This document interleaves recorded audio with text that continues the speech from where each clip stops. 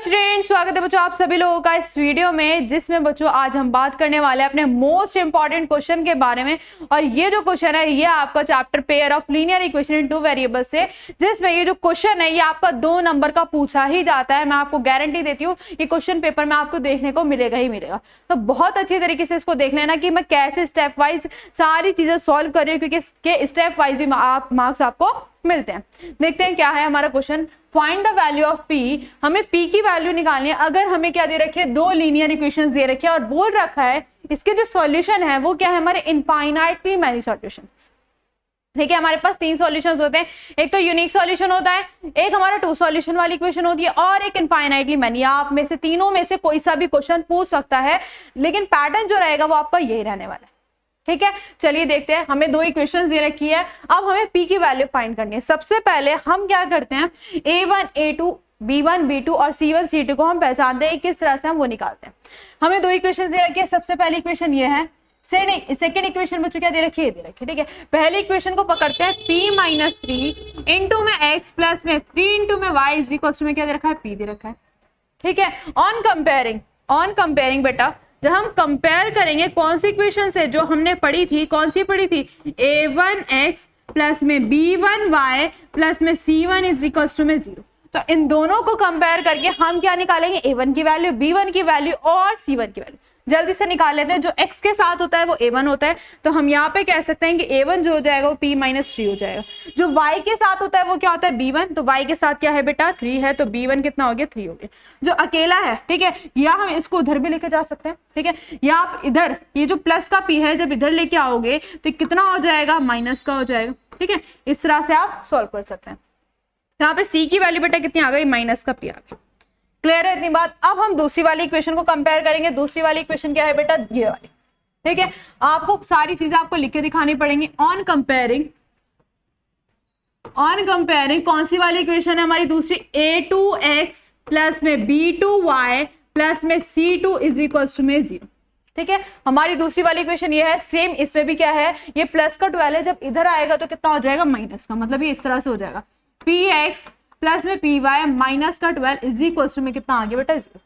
अब हम निकाल सकते हैं। देखो a2 कितना हो गया हमारा, p हो जाएगा, b2 बेटा हमारा कितना हो जाएगा, p हो जाएगा, और c2 हमारा कितना हो जाएगा, माइनस का 12 हो जाएगा। क्लियर, ये तो हमने निकाल लिया। अब हमें क्या बोल रखा है, इनफाइनाइटली मैनी सॉल्यूशन है। इनफाइनाइटली मैनी सॉल्यूशन में कंडीशन क्या होती है बेटा, गिवन दैट कि जो हमारी इक्वेशन है, linear equation has infinitely many solution. क्या सॉल्यूशन है बेटा इसके, इनफाइनाइटली मैनी सॉल्यूशन।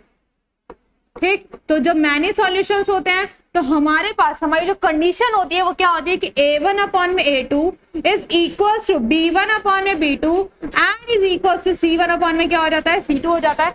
ये हमें पता है। ठीक है, फिर तीनों जो चीजें हैं वो हमारी क्या हो जाती है, इक्वल हो जाती है। अब तीनों चीजें इक्वल है तो हम क्या करेंगे, सिर्फ हम इनकी वैल्यूज को यहाँ पे क्या कर देंगे, पुट कर देंगे एंड देन क्या कर देंगे बेटा, सॉल्व कर देंगे।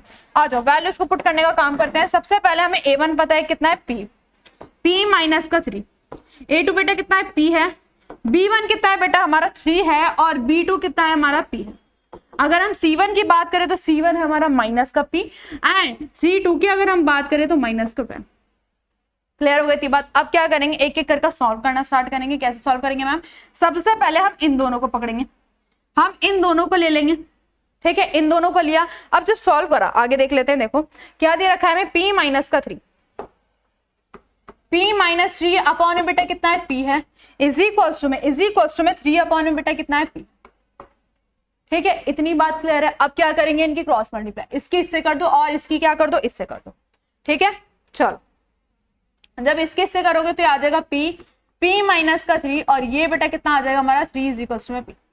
क्लियर है, यहां से p से p चला गया, यहाँ कितना बचा, p माइनस का 3 इज इक्वल टू में कितना है, 3 है। ये माइनस का 3 है बेटा, उधर हो जाएगा तो कितना हो जाएगा हमारा, 6 हो जाएगा, और जो हमारी p की वैल्यू आ गई वो कितनी आ गई बेटा, 6 आ गई। तो यही था बेटा हमारा आंसर। क्लियर है, सिर्फ आपको क्या करना है, एक पेयर को उठा लेना, या तो आप ये वाले पेयर को उठा लो या ये वाले पेयर को उठा लो।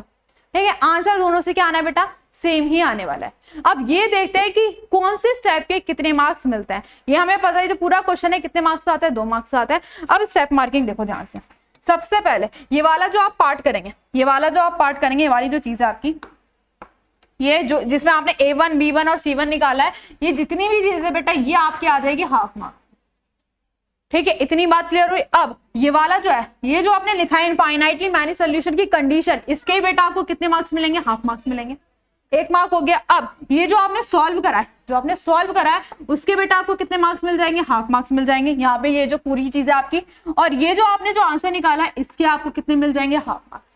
आंसर के आपको हाफ मार्क्स मिलेंगे। जो आपने ये पूरा का पूरा सॉल्व करा है इसके आपको कितने मिलेंगे? Half marks. ये जो आपने कंडीशन लिखे हैं इनफाइनाइटली मैनी सॉल्यूशंस की, इसके हाफ मार्क्स। और ये जो आपने पहचाना था A1, B1, C1, A2, B2 और C2, इसके कितने मिलेंगे? Half marks. और ये हो चुका है आपके 2 नंबर कन्फर्म, इसके लिए बोर्ड एग्जाम के लिए। तो बहुत अच्छी तरीके से सारी चीजें यही आपको लेकर आनी है जब ये आपके फुल में से फुल मार्क्स आएंगे।